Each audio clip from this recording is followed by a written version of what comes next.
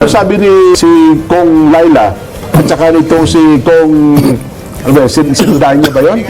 Oh. Hindi daw dapat ginawa yan kasi may sovereignty yung Venezuela eh. Halimbawa, ang komento nila, mali ang ginawa ng Amerika. Bakit ang nakita nila yung pagkakadukot kay President Maduro, ba't di nakita yung pagkakadukot kay President Duterte? Oo. Ang bilis nilang magkomento sa ginawa ng Amerika, samantalang dito, sa nangyari sa mismong bakura natin, wala naman silang condemnation eh. Tuwan-tuwa pa nga sila eh. Ay kalaban po kasi nila yun eh. Kaya na nga yung makita na. Kaya nga, wag na kayong magkomento kung ang komento man ninyo ay selective lang kayo. Bagay.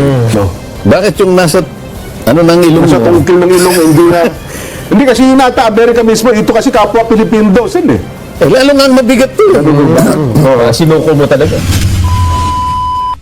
Nasaan? Ano pa ba ang yung binabanggit ka natin tungkol dito kay Maduro ng Venezuela? Kasi mabigat na issue ito, Sen. International issue and apakalaki ng implication ito pong pag-atake ng US sa Venezuela. Mabigat na issue? Napakabigat po nito. Hindi lang kasi inatake, inaresto pa yung Dinala sa New York, presidente. yung mag-asawa, di ba? Oo, ng Venezuela, si President Maduro.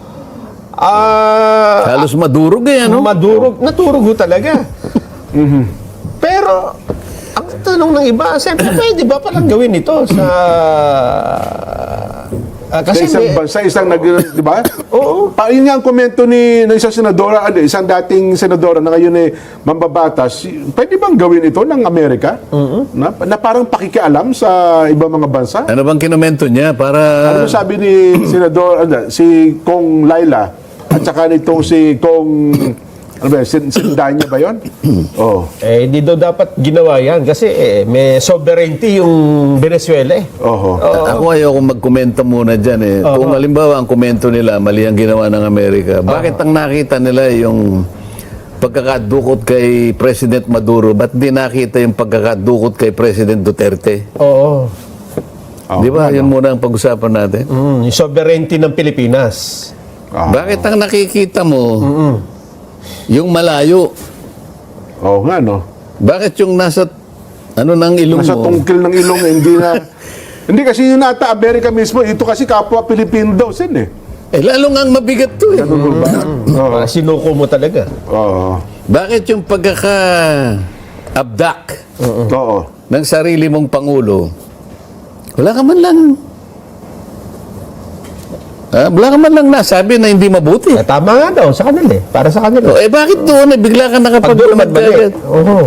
Di ba? Wala akong sinasabing tama yun o mali. No? Kasi ako, kung pwede ka lang, makukomento ko lang, sangayon lang sa international law, sa nalalaman ko, di ko alam yung ibang mga detalye niyan, maaring hindi tama sapagkat dalawa lang naman kasi ang pinapayagan na isang sovereign country ay salakayin mo.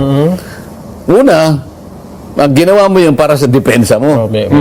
Depends. Halimbawa, nakikita mo talagang nag-uumang na siya ng missile, nakita mo talaga titirahin ka, unahin mo, depensa yun. Yung pangalawang kondisyon, merong pagpapahintulot yung Security Council ng United Nations. Kung wala yung isa sa dalawa na yun, mahirap. Kahit ano pa sabihin mo. Halimbawa, sabi, meron siyang pananagutan sa korte ng Amerika, merong naghain na, ganun din naman kay President Duterte. Bakit?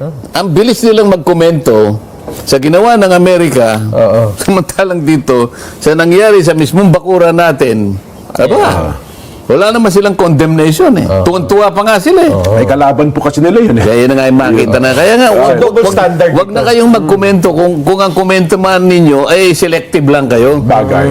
Ay, nako. Anyway, Sen, nako, babati lang daw muna ito, no? Ang ka-Denver Marasigan at ang kanya pong may bahay, Ate Irma, at ang kanyang anak naman ay si Precious, Marasigan. Kaya mo naman basahin yan, di ba, Len? Ay, Jen?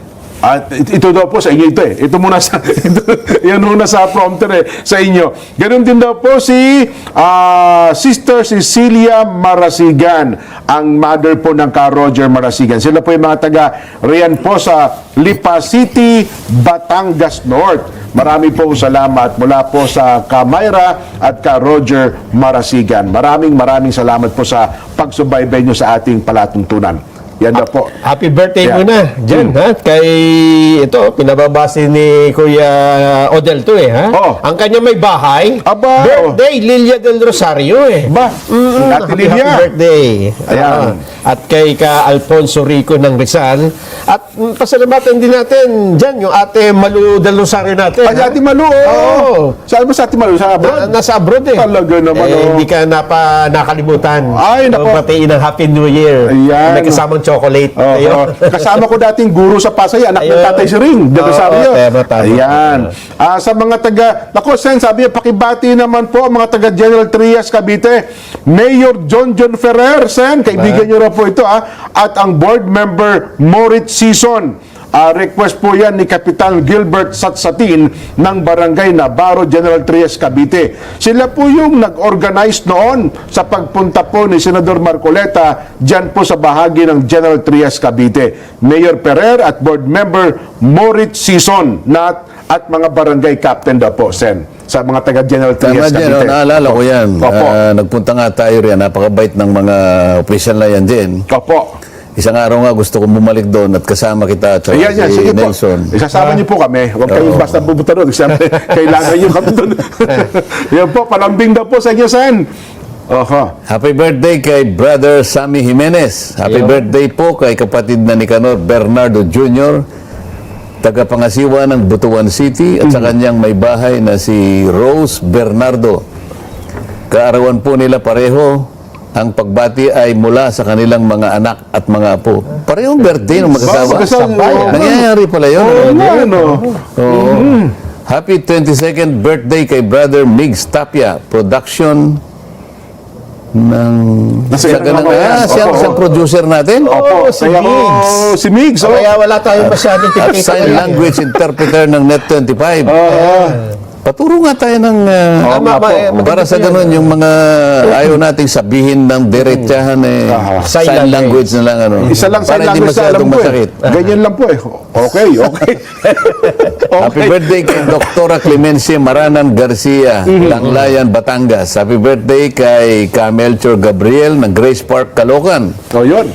Happy birthday kay Ka Jedan Perez Cachuela ng Tapulaw, Bataan. Happy birthday kay Ka Enzo Luis Manalansan Baltasar ng Malabon, Kamanaba. Happy birthday po kay kapatid na Darrell Jade Garin.